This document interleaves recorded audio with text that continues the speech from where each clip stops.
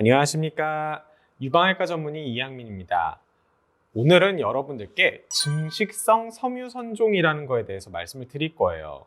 자, 증식성 섬유선종이라는 얘기를 들어보신 분들이 분명히 있을 겁니다. 그러면서 맘모통 권유를 받으셨을 거예요. 이거는 조직 검사를 한 이후에 그 결과에서 나타나는 건데 사실 정확한 단어가 아닙니다. 자, 이거를 저도 어떻게 알았냐면 증식성 섬유선종이라고 이거 제거 안 하면 안 된다고, 섬유선종인데 증식하는 섬유선종이기 때문에 꼭 제거를 해야 된다고 하면서 오신 분들이 되게 많았어요. 그래서 도대체 증식성 섬유선종이 무슨 소리지? 섬유선종은 어차피 여러분들께 누누이 말씀을 드렸지만 섬유선종과 같은 양성 종양들은 대부분 증식성 병변들이에요. 세포가 증식을 하기 때문에 자라는 거거든요. 섬유선종도 자라는 혹입니다.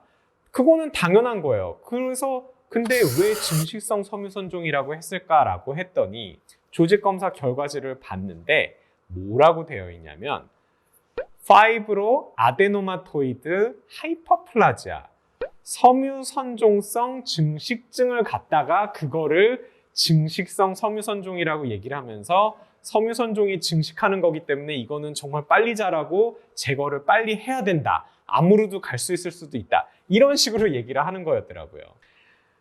아닙니다, 그거. 자, 제가 진짜 그걸 보고 참 똑똑한 사람들이 많구나 싶었어요. 자, 섬유선종은 무조건 증식성 병변이에요. 커질 수가 있는 아이예요.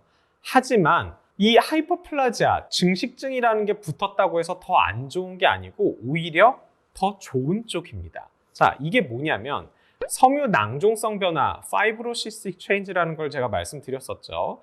그거는 비증식성 병변이에요. 증식을 하지 않는 그냥 정상 조직이 무록 같은 변화를 보인 그런 수준의 종양이라고 보시면 돼요. 사실 종양이라고 얘기하기도 좀 힘들죠. 그렇죠? 그리고 섬유선종은 암으로 거의 변하지 않는 대표적인 양성 증식성 혹입니다. 증식을 하는 혹이에요. 근데 그 일명 증식성 섬유선종, 그러니까 섬유선종성 증식증은 이 두 개가 짬뽕된 거라고 보면 됩니다. 이게 무슨 소리냐? 섬유선종은 기본적으로 세포의 증식을 이루면서 딱 주머니 안에 들어가 있어요. 그 혹이.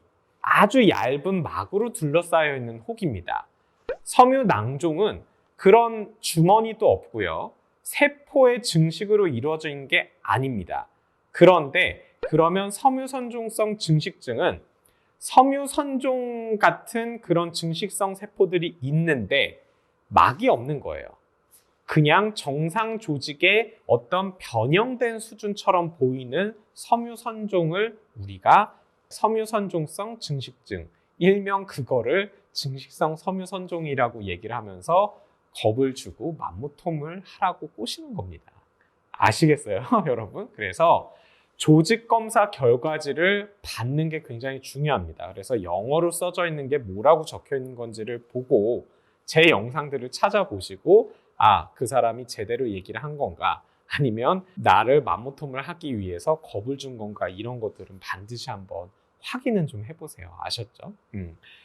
섬유선종성 변화, 파이브로 아데노마토이드 체인지, 아데노마토스 체인지, 이런 것들도 비슷한 애들입니다. 그거랑 거의 같은 거예요. 그래서 걱정 안 하셔도 되고, 증식성 섬유선종이라고 얘기를 하면서 이거는 안 하면 엄청 빨리 커지고 다 잘못된 설명입니다. 그러니까 맘모통 권유를 받았을 때 잘 판단하시길 바라면서 오늘 영상 이것으로 마치도록 하겠습니다.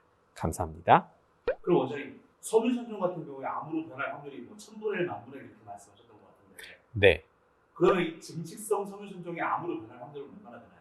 자, 그러면 섬유선종은 암으로 변할 가능성이 제가 정말 천에 하나 0.1%도 아니고 만에 하나의 수준이라고 말씀을 드렸죠. 그러면 이 섬유선종성 증식증은 과연 암으로 변할 가능성이 어느 정도 되냐? 섬유선종보다도 못한 녀석이기 때문에 더 적겠죠. 그러니까 암에 있어서는 걱정을 전혀 안 하셔도 됩니다. 아셨죠?